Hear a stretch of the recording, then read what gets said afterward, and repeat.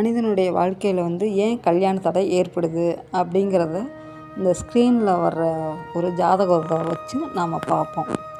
அதாவது இது ஒரு ஆணினுடைய ஜாதகம். இது வந்து தனுசு லக்னம்.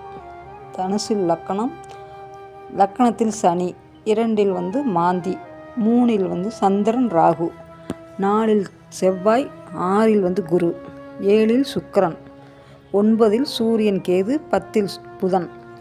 புதன் வந்து ரொம்ப வலுத்திருக்கார். அதாவது கேந்திர ஆதிபத்திய தோஷம் உண்டு இந்த ஜாதகத்துக்கு. 7க்குடைய அதிபதி வந்து புதன். அந்த புதன் வந்து ரொம்ப வலுவாக இருக்கார். அந்த புதன் வலுவாக இருந்தது மட்டும் இல்லாத அவர் வாங்கியிருக்கக்கூடிய நட்சத்திரம் வந்து சூரியன். சூரியன் வந்து யாரோட கூடியிருக்காருன்னா கேதுவோட கூடியிருக்கார். இதுவே ஒரு பெரிய தடை.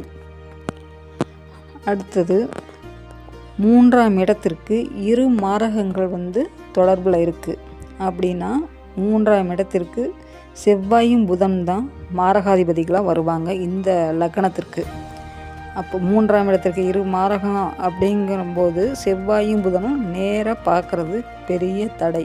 போக சுகமே இல்லை அப்படிங்கிறத நம்ம வந்து பார்க்கலாம். இதில் 3வது லக்னத்துக்கு 3ஆம் இடத்தை வந்து சனி வந்து பார்க்குறாரு. அதுவும் பெரிய தவறு.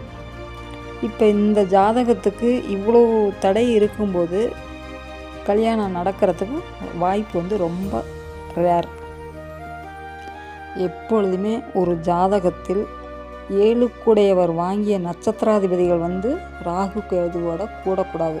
அதே மாதிரி நவாம்சத்துலேயும் நீசம் ஆகிடக்கூடாது, ராகு கேதுவோட கூடிடக்கூடாது. அப்படி இருந்தால் கல்யாண தடை வர்றதுக்கு ரொம்ப வாய்ப்பு அதிகம்.